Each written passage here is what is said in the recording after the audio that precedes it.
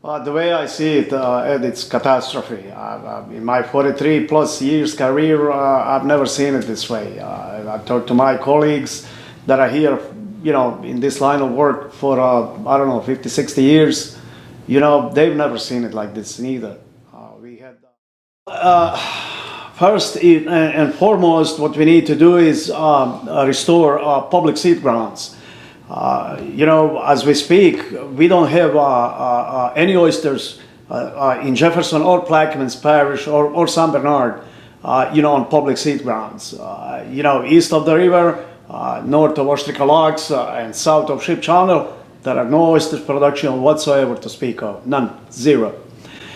We used to produce east of the river between public and private grounds somewhere in the neighborhood of 1.5 million bushels of oysters per year. We produce absolutely nothing now. Zero. And in today's prices, you would look at somewhere near $100 million economic impact per year. And that is nothing now. In good old days, let me put it like this, a ratio between public and public seed grounds and private leases was 60% in favor of public seed grounds and 40% in private. Right now is 99% private and 1% public. And the public leases have not come back since the BP spill. Is that correct? We have to take into account the fact that there are other factors or rather contributing factors to that. For example, we have river crevasses. One of them we call Mardi Gras Pass, which was at some point in the past a salinity control structure, and I don't know when it happened. I couldn't pinpoint the exact date, but what happened, a river bypassed the structure and then opened wide open. Which means it's about 300 feet wide and about 60 to 70 feet deep. And all that river water, now that river is just below flood stage in New Orleans, water is running into the estuary wide open through that crevasse. So that's not the only one. You have also Bayou Lamok, that is another crevasse. It used to be salinity control structure, it's running wide open. Then we have, I'll call it Ostrika crevasse, which is just south of Ostrika Locks. It's open and it's running wide open. How wide it is, how many CFS, I couldn't tell you. Then there is another one called Fort St. Philip. Okay, all that is running wide open into the Breton Sound. And is that a reason, sole reason why we don't have any production east of the river? It's possible, I don't know. That's for science to answer, although they didn't give us satisfactory answer yet. What's the second biggest issue facing your industry? Well, I would say proposed freshwater diversions. If that is to take place, then we are history, in my opinion. They're proposing one on west side of the river, which is going to be called Mid-Barataria sediment diversion, although that's it's fresh river water diversion. And then they are also proposing one on east side of the river. It's going to be called Mid-Breton sediment diversion project. I'll just give you another couple of statistics. Just for the duration of opening of Bonnicaret Spillway, which, as I mentioned earlier, was for 123 days until it was closed. That made a negative impact on fisheries, not just oysters, but oysters, shrimp, fish, crabs, to the sum of $258 million.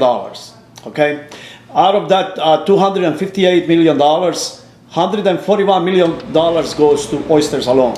Out of $141 million of oysters alone, $20 million goes to public seed ground, to public sector, and $121 million goes to private leases. It is my best guesstimate that oyster industry in the state of Louisiana over the last, 6-7 years period invested somewhere north of $100 million back into the industry.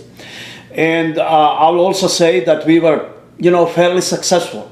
Okay, we could see, we planted crushed concrete, we planted crushed limestones, by the thousands, tens or hundreds of thousands of tons, possibly millions of tons.